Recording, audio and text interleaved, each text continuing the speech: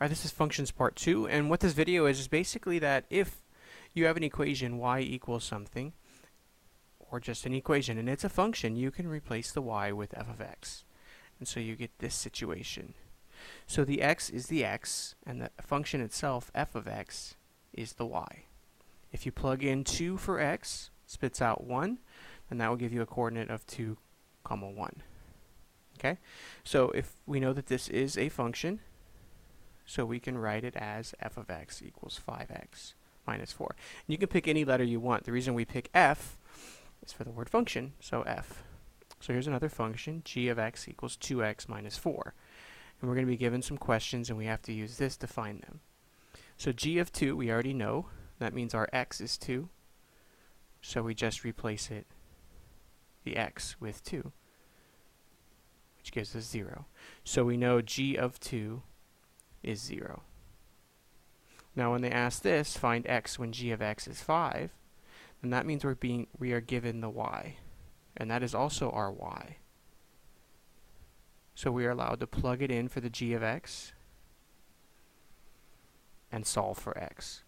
So that's all this is. This is our g of x, it's also our y right here, so we're just substituting that for 5. Okay. So plus 4, divide by 2, divide by 2, which means x is equal to 4.5. That's it. How do you know it's correct? Well, if we plug it in, 2 times 4.5 is 9. 9 minus 4 is 5. Checks it. What about this little situation? Since we're being given an ordered pair, that's x and that's y, we are given x and we are asked to find y, which is our g of x. So if we plug in 4,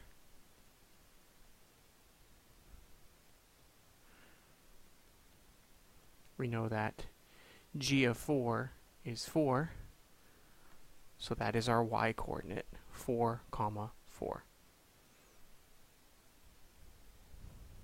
Alright, so one more question with our function g. It's saying if g represents the number of gadgets in Jim's car after x days, then what is g of 5 and what does it mean? So we know g of x is 2x minus 4. And we now know that g is the number of gadgets. And x is the number of days. If we write out what each of our variables represent, what the function g and what x represents, it allows us to interpret a problem. So now if we have to find g of 5, we can just plug it in. Simplify. That's 10 minus 4, which is 6. And this gives us our ordered pair. So that's 5, 6. 5 is our x, and that is the number of days. So that means we have 5 days. And g is the number of gadgets, so that makes this 6 gadgets. So what does it mean?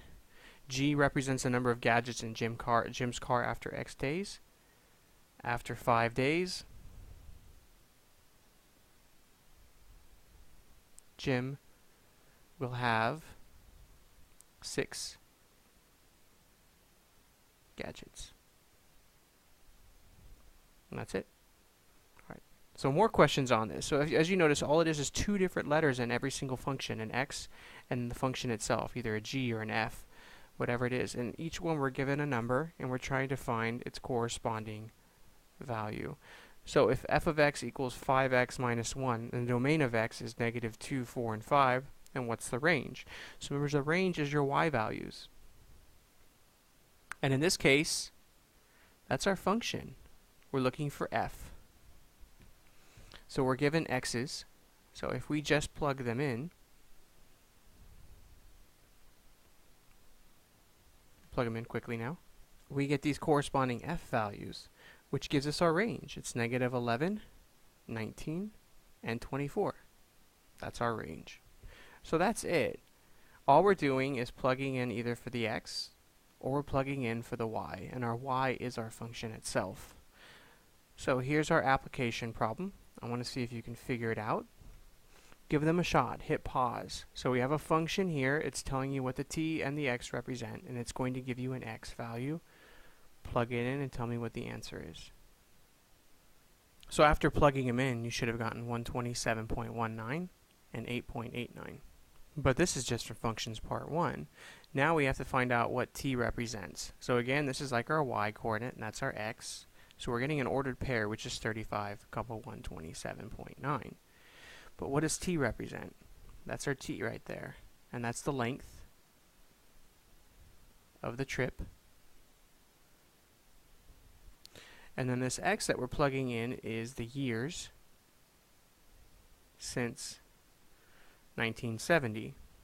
So if we take 1970, we add the 35, because it's a year since it, that gives us 2005. So what this means is the average vehicle trip length in 2005 is 127.19 miles. And that's what I want to hear. The average trip length in 2005 was 127.19 miles. And where did I get the average trip length? It's the problem itself. That's what we're talking about, and that's what our t is.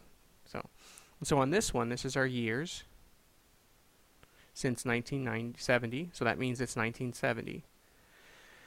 And this is, again, the length of the trip. So the average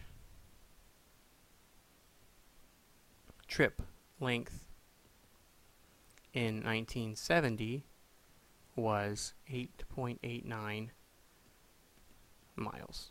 And that's it with functions. So you're going to plug in a value. It'll spit out a number. Both of these have meaning, and the problem itself will tell you what they mean. But it's always going to be x and y. Thank you.